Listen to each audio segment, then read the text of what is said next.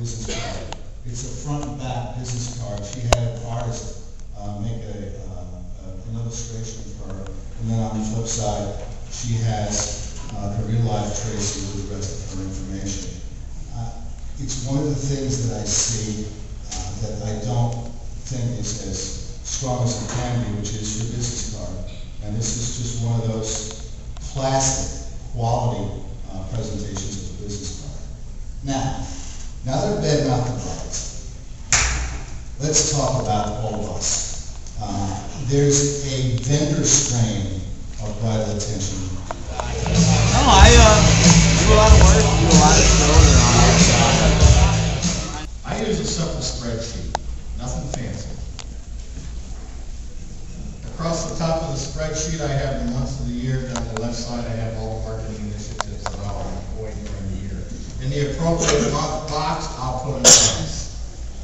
This does a few things. Sorts out my marketing. It allows me to spot bunches and gaps. And at the end of the year, I'll pull that calendar out and I'll grade it. What worked well? What didn't work at all? What kind of work? If it worked well, I'll give it a 10. If it didn't work well, I'll give it a 1. Thank you so much for that. Who has seen or heard the Perfect Host Part 1? You need a couple. Okay. Today is the Perfect Host Part 2. But the Perfect Host Part 1 is a top 10 list. And it's really a change of mindset. We're all really good DJs. Who's a great DJ? Who can mix music? Who has fantastic equipment?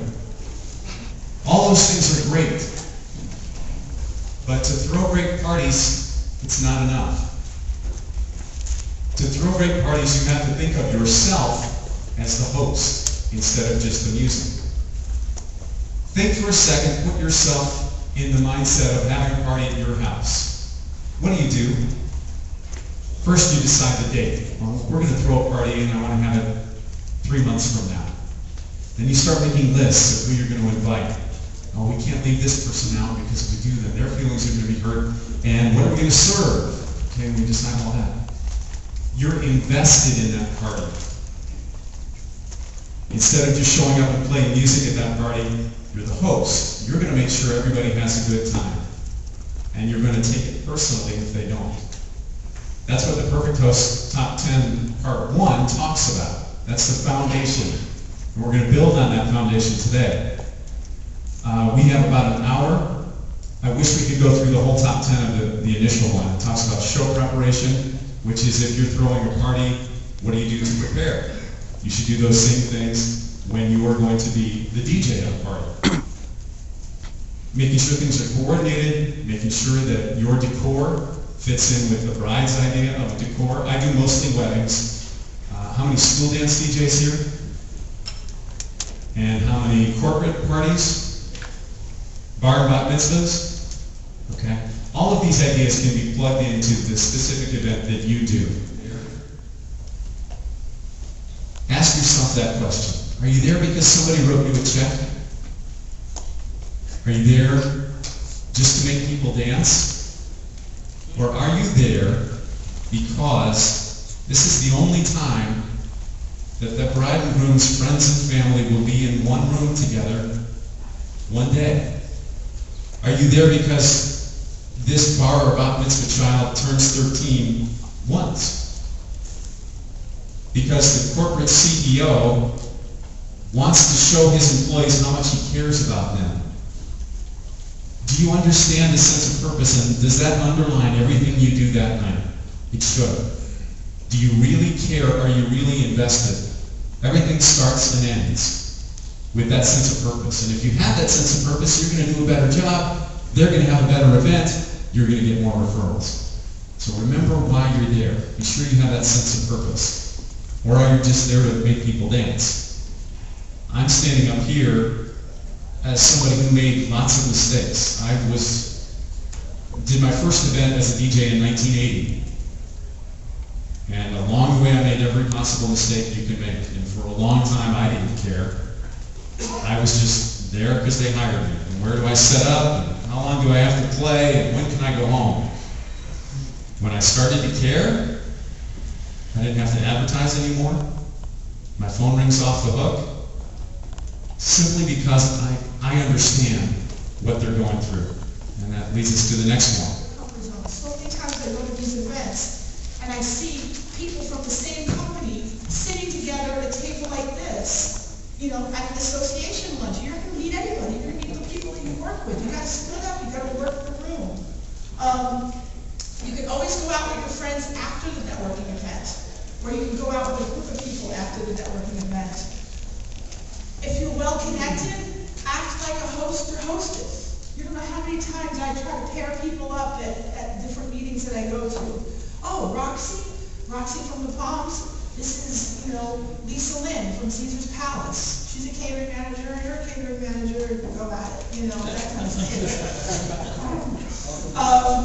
Introduce people to other people that might have something in common, like I just did. I just introduced Roxy to Lisa Lynn. They're both in catering, or two people that work at country clubs, you know, introduce them. Get involved with a committee or a subcommittee. I recommend that if you are going to be part of any association, that you get involved in that association. Don't be sitting there and just going to the meetings. Get involved. You saw what it's done for me. The best committee, the best committee you can ever get involved in, membership. Why? Because now I'm not Jody Harris from Sight and Sound calling the Palms Hotel. I'm Jody Harris from Nacy, Las Vegas, calling the catering department of the Palms Hotel and setting up a meeting to go over some NACE stuff. And then when you're there, they always say, usually, well, no, it's always, for me it's always, they always say, so what do you do? What's your full-time? What do you do? Oh, I run an entertainment company, you know, event planning company. Oh, really? Do you have any cards? You just like open the door for yourself by getting involved that way. Always offer to help others and volunteer. Always.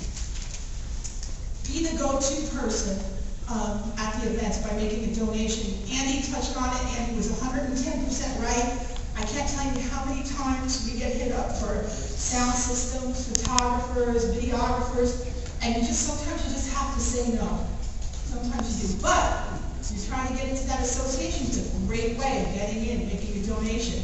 One of the other things that I do as far as donations, all you guys, this is very cool. You know, raffle prizes. What are you going to do? Raffle off a 4-hour DJ package? You can. I don't think that's a good idea. But why not go to Starbucks and buy a $20 Starbucks gift card for the raffle? Because now they're going to say, Jody Harris, Sight and Sound Events, has donated a gift card for Starbucks. They keep using your name over and over again. Tracy, who Andy talked about in his presentation, the wedding coordinator, she gives out $25 gift cards to Barnes & Noble. Couldn't we all use a $25 gift card to Barnes & Noble or Starbucks? Really good thing to do if you can afford to do it, and I would definitely recommend it, is go to that industry's national conference. So, like the NACE conference I was talking about, because why? Because now you're at a conference, unlike this one, where after the classes are over, after the seminars are over, you can go and network with some of the people, bless you, some of the people from your city that attended the conference. And guess what?